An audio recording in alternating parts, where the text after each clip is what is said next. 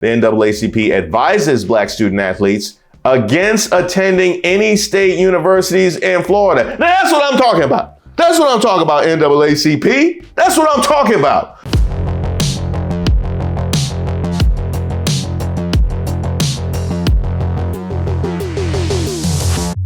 Last month, the University of Florida announced the termination of all DEI positions and the closure of its Office of the Chief Diversity Officer. This sweeping action resulted in the elimination of 13 full-time staff positions and 15 administrative faculty appointments.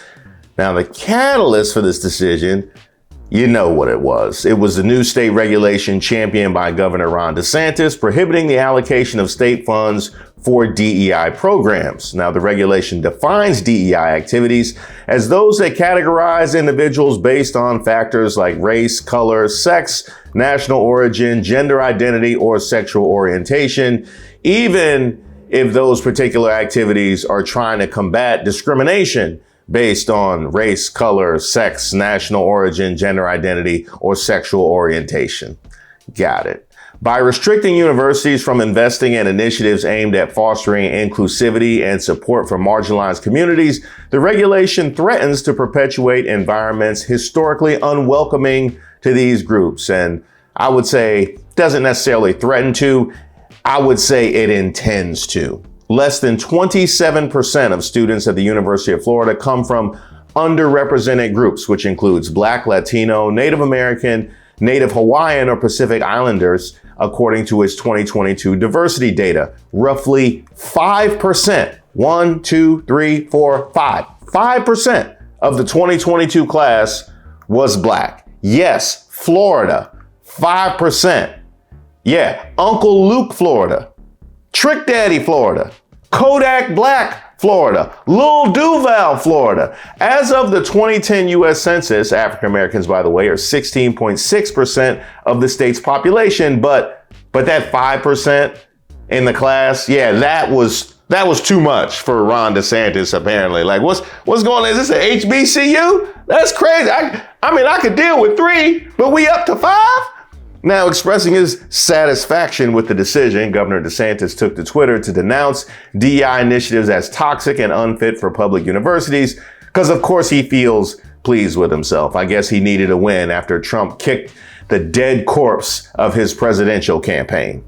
One of the people said, are you going to run against the president? He said, I have no comment. To me, that meant he's running. So I hit him hard. I hit him low. I hit him high, just like we did to ISIS. We hit him hard. We hit him low. We hit him high. We hit him in the middle. We hit him from on top, and we even came under the ground. We hit this guy so hard, by the time he announced, nobody knew what the hell happened. They said, what happened to him? He's a shell of the man. And he didn't even invite you to stand behind him at rallies with the rest of the mean girls.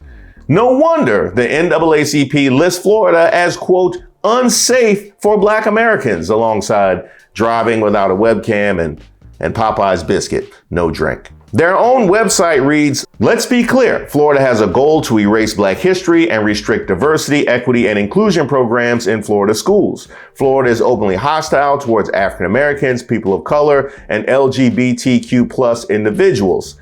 Not only is that not in question, I think Ron DeSantis would probably put that on a t-shirt if he could. He would put it on the Florida travel website. He celebrated on Twitter, DEI is toxic and has no place in our public universities. I'm glad that Florida was the first state to eliminate DEI, and I hope more states follow suit. No better place to call something toxic than the peaceful, open timeline of Twitter.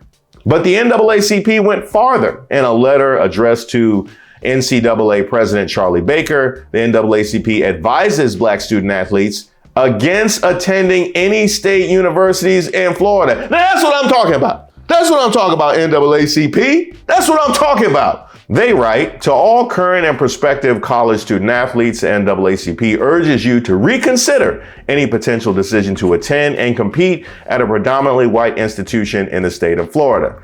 This is not about politics. This is about the protection of our community, the progression of culture, and most of all, it's about your education and your future.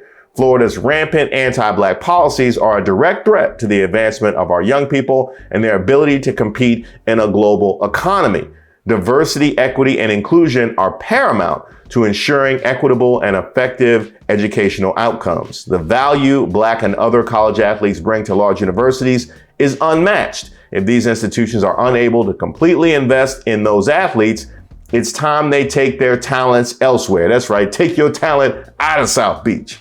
While it's our duty to spread awareness and encourage action around these egregious assaults, we also recognize that protests can come at a price. The sad reality is, for many Black student athletes, collegiate sports may be their sole opportunity at achieving the upward mobility necessary to propel them into their rightful places in society. Now, that last part is important because I've often wondered about why in so many states that work against the goodwill of Black people, that never becomes a liability when it's time to recruit Black bodies. I don't know Nick Saban. He hasn't been specifically problematic, but Alabama has. At the same time, he and his very Black Crimson Tide brought unprecedented success and money to the state. Now, why should they get both? You get to work against our best interests and take advantage of our talents as well. Now, if Saban had to answer some of those questions while he's sitting in recruits' living rooms, things might go a little bit different. And speaking of Alabama, Birmingham Mayor Randall Woodfin said he'd encourage Black athletes and their parents to avoid Alabama schools if state Republicans succeed in their push to ban DEI programs there, writing, "To the leadership, athletic directors, and coaches at University of Alabama Athletics, Auburn University, and UAB, the University of Alabama at Birmingham, do you support this prohibition of diversity and inclusion?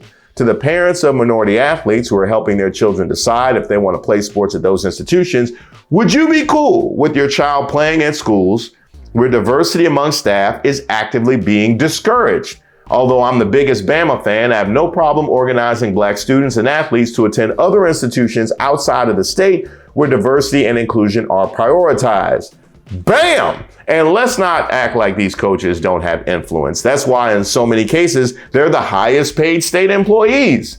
Then again, maybe tricky Nick Saban saw the writing on the wall and that's why he got out. He like, y'all not about to debate me about DEI at a Detroit kitchen table. Save that for Dabo Swinney at Clemson, who is the worst, by the way.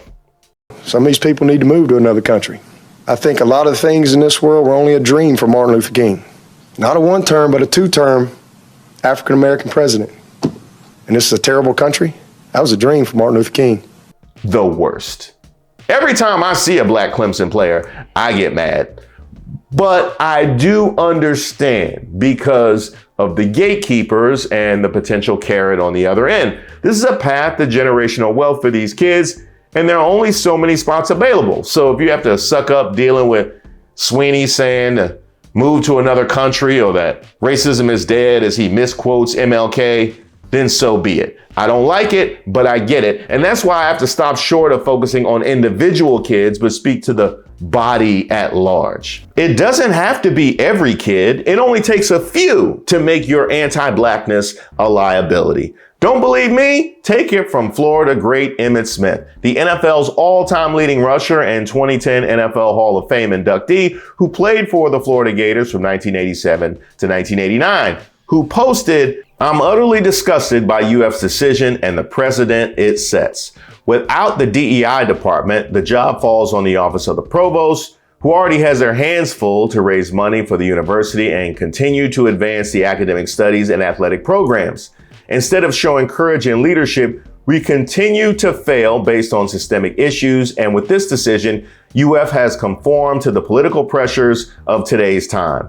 To many minority athletes at UF, please be aware and vocal about this decision by the university, who's now closing doors on other minorities without any oversight." And you know what? He's right. And that's also the first big win the Cowboys have gotten since he stepped off the field. But I digress. Business Insider ranks the University of Alabama 4th and the University of Florida 12th nationally in annual revenue generated from athletics. Florida's athletic department made more than $190 million during its 2022 fiscal year. Yet when University of Southern California professor Sean Harper last updated his study of black male athletes at Power 5 conferences back in 2018, he found that black male athletes were more overrepresented at Florida than at any other school. Black men were 2.2% of undergraduates at Florida, yet comprised 77.7% of football and men's basketball teams. Yes, 2.2% and 77.7%. That discrepancy tells you a whole lot, and it comes with a whole lot of weight. I know you guys have a lot of thoughts on this issue, so let me know what you think down in the comments, or you can always send me an email at reese.waters@gmail.com.